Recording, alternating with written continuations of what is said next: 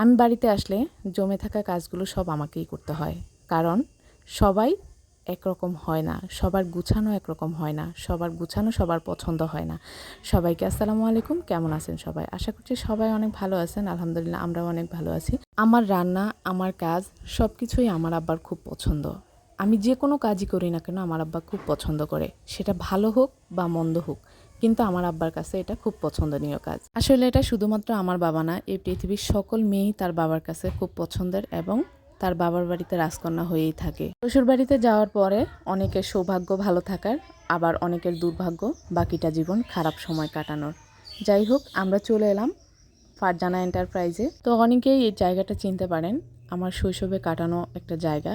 আমি যখন কলেজে আসা যাওয়া করতাম আমার এসএসসিতে, তখন এই যে বাজারের উপর দিয়ে খুব আসা যাওয়া হতো, এটাই ছিল আমাদের রাস্তা।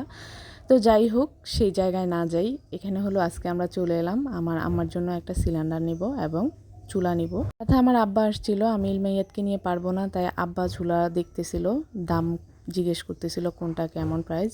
আর আমার কাছে যেটা মনে হলো, এখানে ওনাদের মানে সম্পূর্ণ সব দিক থেকেই প্রাইসটা একটু বেশি নিচ্ছে। যাই হোক, সব কিছু মিলায়ে একটা চুলা আমি সিলেক্ট করেছি। এখন হলো এই দুই ভাই আমাদেরকে সব কিছু গুছিয়ে দিচ্ছিল, 5 টাইপ সহ সব কিছু দেখিয়ে কিভাবে অ্যাডজাস্ট করতে হবে।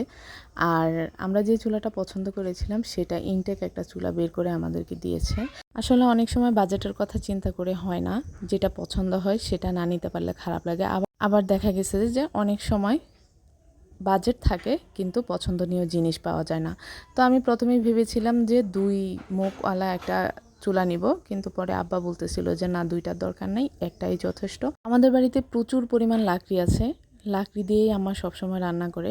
কিন্তু এবার বাড়িতে এসে দেখি আম্মা অনেক অসুস্থ, ঘাটলায় পড়ে গিয়ে ব্যথা পেয়েছে। তো সেইটার ব্যথায় সে খুবই অস্থির, ডাক্তারও দেখানো হয়েছে, কিন্তু তারপরেও দেখে এটাই খারাপ লাগলো যে চুলার কাছে দৌড়ে গিয়ে মাটির চুলায় রান্না করা, যত কিছুই হোক না কেন মাটির চুলায় রান্না করাটা আসলে অনেক কষ্টের একটা বিষয়।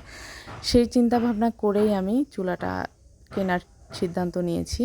তো আমাদের চুলা কেনা শেষ, এখানে আমি বিল করছিলাম। আমার সব কিছু মিলিয়ে এখানে যাতায়াত সহ প্রায় 4,600 টাকা চলে গেছে।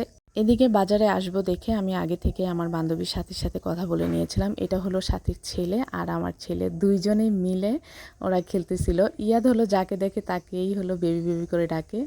তো আমার বান্ধবীর সাথে অনেক দিন পর দেখা হলো, ওর সাথে তেমন বেশি সময় কাটাতে পারিনি। সব শেষ করে চলে আসলাম বাড়িতে আসার পর এখন হলো চুলাটা ফিটিংস করার পালা। আমি চুলার বক্স নিয়ে ভিতরে চলে গিয়েছি, আর এই সিলিন্ডারের বক্সটা যেহেতু অনেক ভারী, সেটা আমার পক্ষে নেওয়া সম্ভব ছিল না। তো এটা নিয়ে আমি ভিতরে চুলা ফিটিংস করে দিয়ে আম্মাকে সব কিছু দেখিয়ে দিচ্ছিলাম। সো এই ছিল আমাদের আজকের মতো ছোট একটা ভিডিও, আমি আশা করছি আপনাদের ভালো লাগবে। সো আজ এই পর্যন্তই, ভালো থাকবেন, আল্লাহ হাফেজ।